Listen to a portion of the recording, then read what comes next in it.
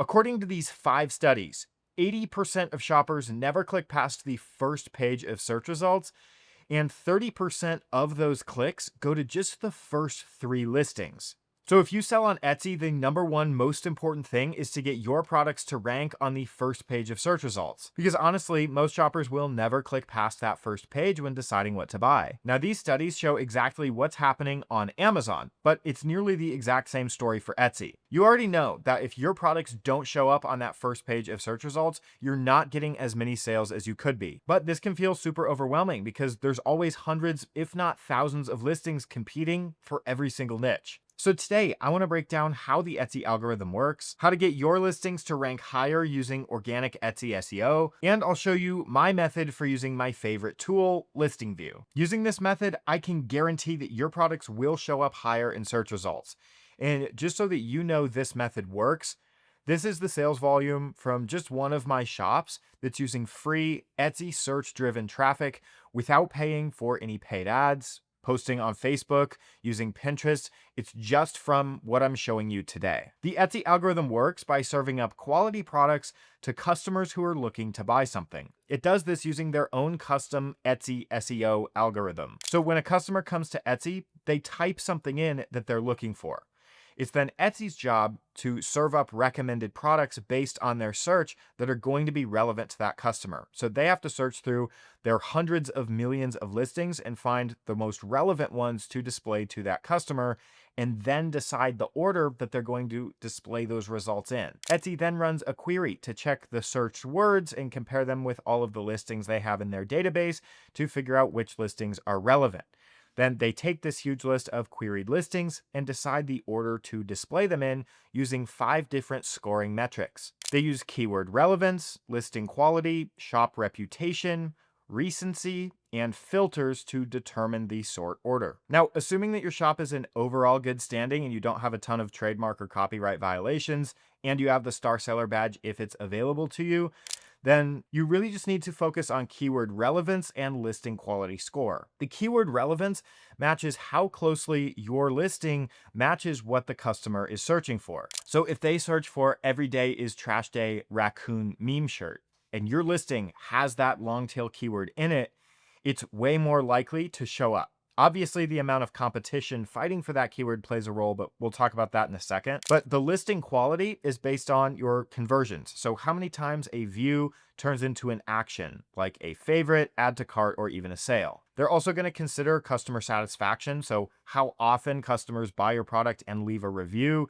and the review score for that listing. But in short, the more Etsy shows your product and the more it sells, the higher up in search Etsy eventually pushes it. About 80% of sales are going to come from being on that first page of search, and I'm going to show you how to get your listings up there. But remember, it's another task to make a quality product that customers actually want to buy. Ranking on the first page of search results comes down to aligning your goals with what Etsy wants. Customers to find exactly what they're looking for and buy it. There's really 3 things under your control that you can do to rank on that first page. First is by using long tail keywords. Second is using adjacent keywords in your listing. And third is targeting low competition to demand niches. So let's say you make a design of a fish, you want to put it on a t-shirt and sell fish themed shirts. We need to figure out what search terms our customers are going to be searching when looking for a fish themed t-shirt. If you just spam fish shirt in your listing a ton of times, it's never going to sell because that keyword has way too much competition and it's just too broad. These shorter phrases are called short tail keywords, and they're super difficult to get rank for. You want to use long tail keywords, which is just basically a potential search that has more words in it. This could be something like fishing lover shirt. It's a much more specific term. Even something like fishing graphic tee. It's just a little bit more specific and it has a lower competition to views ratio. You can see there's way less competition and you're covering more searches. But in my opinion, and the thing that's really grown my businesses the most, is using adjacent keywords. You can think about it like this. If someone's going to buy a fishing themed shirt, they might be searching for specific names of fish, or they might even search for other types of outdoor activities. Instead of just saying this is a fish shirt, we could say it's a trout lover shirt.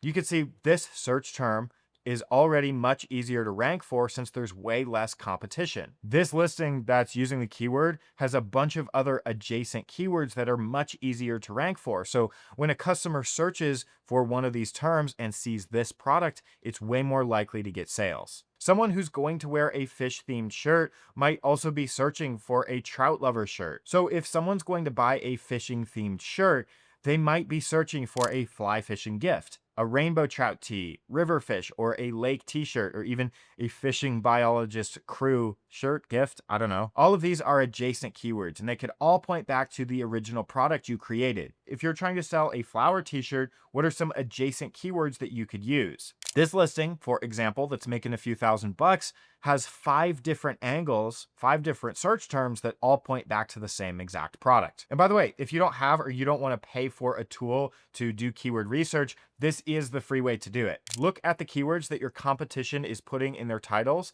and think about if those keywords could be used to target your own product. You can also scroll down to the bottom of the page where you'll see this related searches section with the listings tag and even more keyword ideas that you could use. Without a tool, you're not going to be able to see things like approximate sales revenue, monthly sales, conversion rate, outlier score, but you can still see some free indications like the Etsy bestseller badge, which is just Etsy's way of saying this is a product you might like. Now, what makes your life easier in general is figuring out which keywords have lower competition. Selling any product isn't really oversaturated, but specific niches or keywords do become oversaturated with tons of competition. For example, if you're selling a funny t-shirt, it's not just a niche.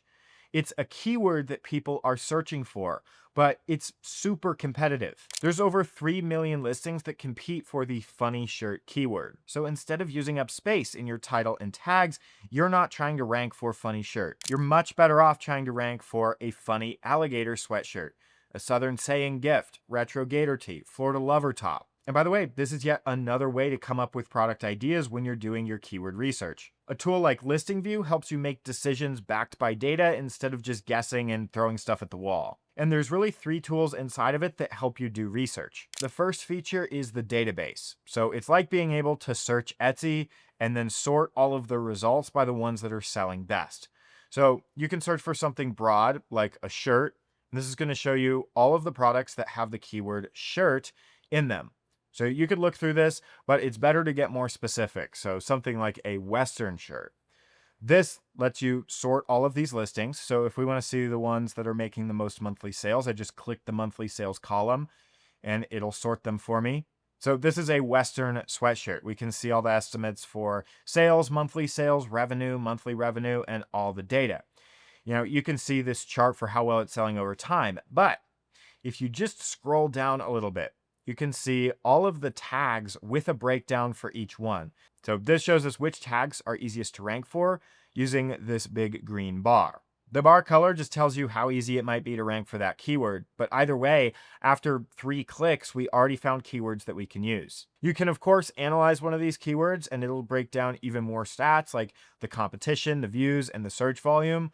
And it'll recommend more keywords that the top listings that are ranking for this keyword are also using. So if it's a good niche, then you'll have even more good ideas to use. This just makes it so when you post listings for sale, you're making decisions based on data and you're not just guessing what's going to get sales. But at the end of the day, even if you have the ugliest, worst product, Etsy is still going to show it if you're using good keywords. About 80% of sales are going to come from that first page, but there's something that I haven't mentioned yet. Because showing up on the first page is actually easy to do, and I can prove it. You can see this for yourself. If you download the Listing View plugin, which is free, and you make a search, you can see how many new products show up on the first page of search results. Etsy's job is to constantly find new listings that their new customers are going to want to buy and keep them coming back. I said I can guarantee that your products will show up in search. And that's because when you use this method, then showing up in search is actually the easy part. What's hard is keeping your listings showing up in search time and time again. That requires you to have an actual good product with good product images that people actually want to buy and actually end up buying. Now, last week I had a group call with my private community where we discussed creating a listing that converts. And across all of the best-selling listings, there's really 3 elements to any listing that converts really well. Obviously, these listings always have great keywords because you can't get sales if nobody sees your product. Second is they have great high converting product images or mockups. You can look at what other bestsellers are using, not just the listings that have the bestseller badge, but the mockups that shops that have hundreds of thousands of sales. Those are the mockups and product images that you want yours to look like. But if you're selling like a table or jewelry or something, you have to take great photos. And finally, the product itself, or the design if you're selling print on demand, it has to be great. This is ultimately what the customer is buying and paying you for. Now, luckily for you, I have a ton of videos on how to create great designs, how to make products that people love and actually want to buy. So if that sounds like it would help you, then after you make sure you're subscribed, you can check out this video next, and I'll see you over there. Peace.